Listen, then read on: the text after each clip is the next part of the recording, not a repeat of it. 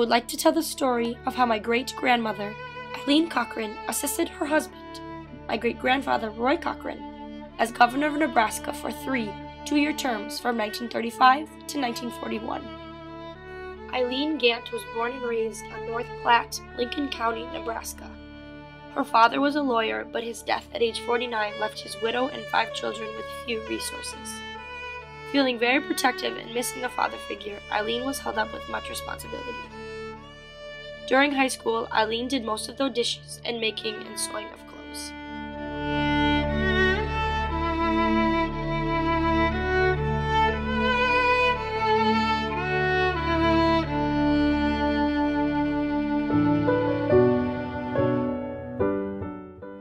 Roy's farm family struggled to survive during the hard times of the 1890s. His mother died during childbirth when Roy was only 2, leaving his father and 3 children. They relocated to a homestead near the hamlet of Brady, also in Lincoln County, Nebraska.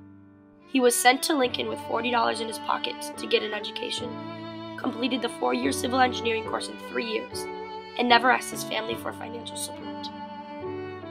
Despite their family's poor circumstances, Roy and Eileen sought higher education and worked to put themselves through the University of Nebraska.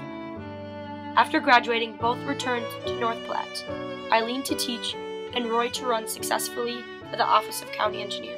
The couple met in 1912.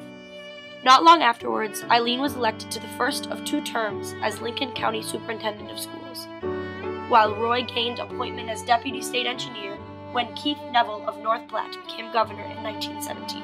As Roy was working his way up the political ladder, Eileen's job as county superintendent was opening her eyes to many conditions throughout the country, particularly among its children.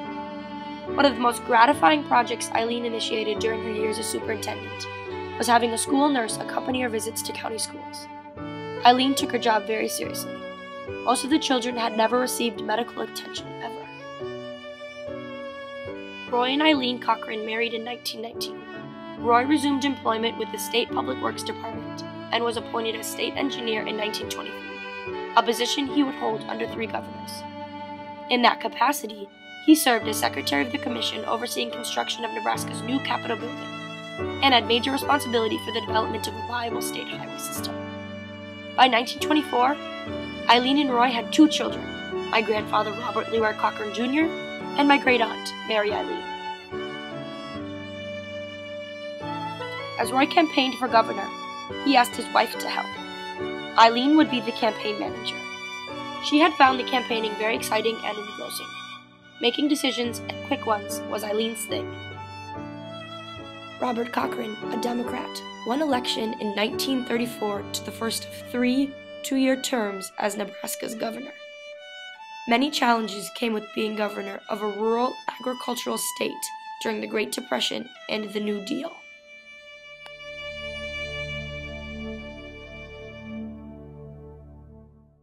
Eileen Cochran, not content merely to be at her husband's side during official functions or as hostess of the governor's mansion, took the lead on several initiatives